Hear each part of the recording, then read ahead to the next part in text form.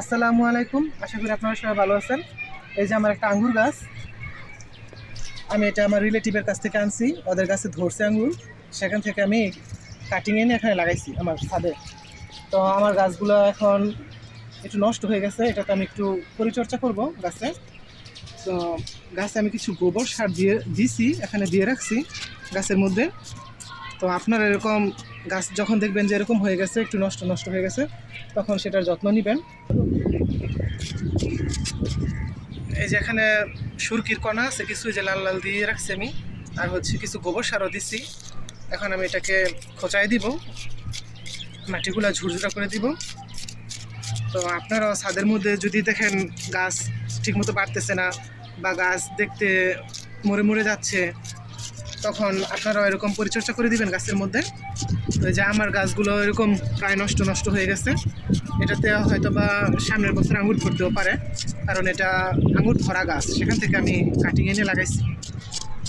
তো এখানে আমি রাখছি কিছু তরকারির খোসা, ডিমের খোসা, পেঁয়াজের খোসা, এগুলো আমি এই গাছের গোড়ায় দিয়ে দিব।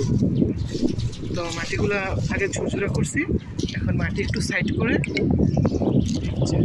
এভাবে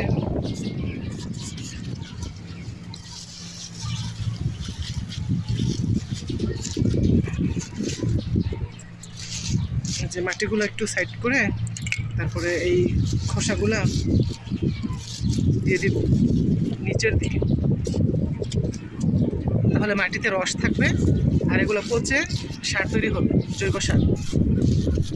জৈব সার গাছের জন্য খুবই উপকারী, এতে করে গাছ অনেক সুন্দর বাড়ে আর ফলনও ভালো হয়। আর রাসায়নিক সার ব্যবহার করলে এরকম একটা ভালো হয় না, আর ওখানে খরচও তো আছে রাসায়নিক সার ব্যবহার করলে। আর তরকারির খোসা এগুলো তো আমাদের সবসময় থাকে, পেঁয়াজের খোসা, এগুলো আমরা জমিয়ে রেখে গাছের গোড়ায় দিয়ে দিব।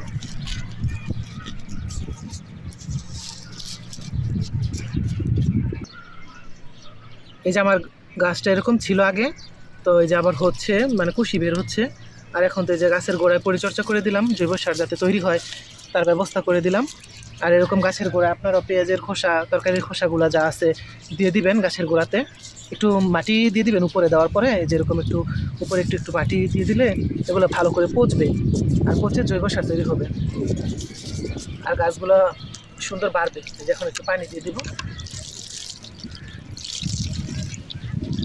আমি প্রতিদিন সকালে এবং বিকালে পানি দিই। আপনারাও ভালো ফলন পেতে সকালে এবং বিকালে গাছের গোড়ায় পানি দিবেন।